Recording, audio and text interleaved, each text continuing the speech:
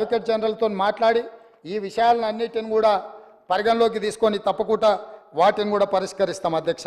అదేవిధంగా అధ్యక్ష, పెన్షన్ గురించి, ఓల్డ్ ఏజ్ పెన్షన్స్ గురించి కూడా పడట్లేదు అంటారు అధ్యక్ష. అసలు 2 నెలల ఆలస్యంగా గత ప్రభుత్వంలో చాలాసార్లు ఇచ్చారు అధ్యక్ష.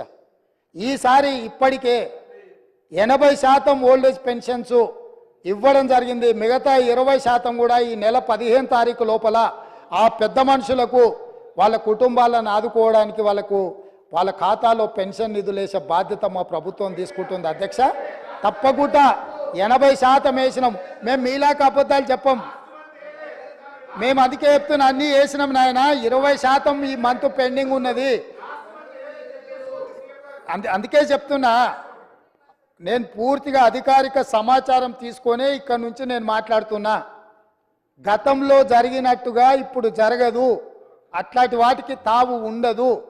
వాటిని సమూలంగా, గతపు ఆనవాళ్ళను అన్నిటినీ సమూలంగా మొత్తం మార్పు చేసే బాధ్యత మాది అధ్యక్ష. ఏం చింత చేయకండి. మీ ఒక్క ఆనవాళ్ళు కూడా ఎక్కడ కనిపించదు. నాది జిమ్మెదారి. మీ ఆనవాళ్ళు లేకుండా చేసే బాధ్యత నాది అని చెప్పి నేను మీకు అందరికి తెలియజేస్తున్నా అధ్యక్ష. అదేవిధంగా అధ్యక్ష, పదే మనోళ్ళు కాళోజీ కవిత్వం గురించి, కాళోజీ గొప్పతనం గురించి చెప్తారు అధ్యక్ష. వారు పల్లా రాజేశ్వర రెడ్డి గారు వరంగల్, నల్గొండ, ఖమ్మం 3 ప్రాంతాల నుంచి శాసనమండలి సభ్యుడిగా 2 సార్లు ఎన్నికైనరు నాకు తెలిసినంత వరకు. వారు ఆ ప్రాంతం వారికి తెలుసు. వారి సొంత ప్రాంతం వరంగలే అనుకుంటున్నా. కాళోజీ కళాక్షేత్రం వరంగల్లో మొదలుపెట్టి 9.5 సంవత్సరాలు అయిందో, మరి ఎన్ని ఏళ్ళు అయిందో, 9.5 ఏళ్ళు వాళ్ళ అధికారంలో. ఇంతవరకు పూర్తి కాలేదు అధ్యక్ష. ఏ కాళోజీ కవిత్వం గురించి గొప్పగా చెప్పి, కాళోజీ గురించి గొప్పగా మాట్లాడుతున్న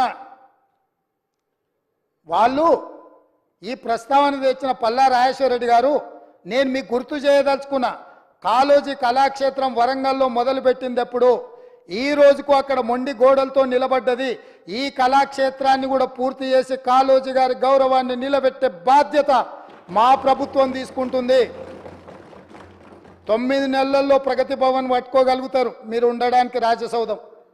అదేవిధంగా ఎంతమంది అడ్డం పడ్డా, మీ వాస్తు సరిగ్గా లేదనో, మీ దశ దిశ మార్చుకోవడానికో సచివాలయాన్ని ఆగమేఘాల మీద పూర్తి చేసుకున్నారు.